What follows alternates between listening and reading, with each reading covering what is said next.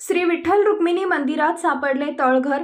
तळघरात काय असणार लागली उत्सुकता. महाराष्ट्राचे आराध्य दैवत म्हणून ओळखले जाणारे पंढरपूर येथील श्री विठ्ठल रुक्मिणी मंदिरात मंदिर संवर्धनाचे काम करत असताना तळघर सापडले असल्याची माहिती मंदिर समितीचे अधिकारी राजेंद्र शेळके यांनी सांगितले. सापडलेल्या तळघरात मूर्ती असण्याची दाट शक्यता वर्तवली जाते. पुरातत्व विभागाच्या आणि मंदिर समितीच्या या बैठकीत या विषयावर निर्णय घेतला जाईल असे सांगण्यात आले. आज काय विठ्ठल मंदिरात नव्यानं आढळून आलं, काय माहिती?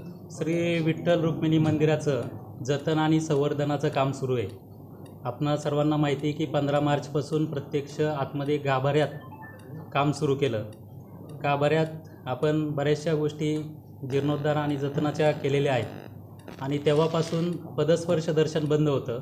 आता हे काम अंतिम टप्प्यात आलेलं आहे आणि 2 जूनपासून आपण पदस्पर्श दर्शन सुरू करणार आहोत. सोळखांबीमध्ये आपले पुरातत्व विभागाची टीम आणि कॉन्ट्रॅक्टर काम करत असताना काल जे आपलं हनुमान दरवाजा आहे, हनुमान दरवाजाच्या बाजूला आपण जे काही फ्लोरिंग आहे त्याला ज्या ठिकाणी चुना निघालेला आहे त्याचं स्ट्रेंथनिंग करणे आवश्यक आहे अशी कामं करत असताना काल त्या ठिकाणी एक दगड थोडासा त्या ठिकाणी खचला आणि त्या ठिकाणी पोकळी आढळून आली. तो दगड काढला असता त्या दगडाच्या खाली एक तळघर असल्याचं दिसून आलं. तात्काळ लगेच आमचे विभाग प्रमुख त्याचप्रमाणे पुरातत्व विभागाच्या ज्या वास्तुविशारद आहेत तेजस्विनी आपळे मॅडम त्यांनी त्या ठिकाणी पाहणी केली. तर त्या ठिकाणी तळघर अंदाजे 5 ते 6 फूट खाली आहे. त्या तळघरामध्ये काही मूर्ती असण्याची शक्यता नाकारता येत नाही. तर या बाबतीत आत्ता पुरातत्व विभागाचे सहाय्यक संचालक विलास वाहने साहेब या ठिकाणी आलेले आहेत.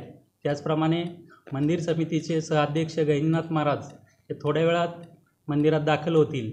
त्याचप्रमाणे या पांडुरंगाच्या मंदिराविषयी पंढरपुरातील आणि इतरच सर्वच ठिकाणचे जे माहितगार महाराज मंडळी आहेत, वारकरी संप्रदायातली आहेत, त्या सर्वांशी चर्चा करून त्या तळघर त्याच्याविषयी काही ऐतिहासिक माहिती आहे का याचीसुद्धा माहिती आम्ही घेत आहोत आणि त्यानंतर ह्या तळघरात आतमध्ये जाऊन पाहणी करायची किंवा नाही या बाबतीत मंदिर समिती त्याचप्रमाणे पुरातत्व विभाग आणि शासन त्यामध्ये निर्णय घेईल आणि त्यानंतर या तळघरामध्ये काय आहे या बाबतीत आपल्याला समजून येईल.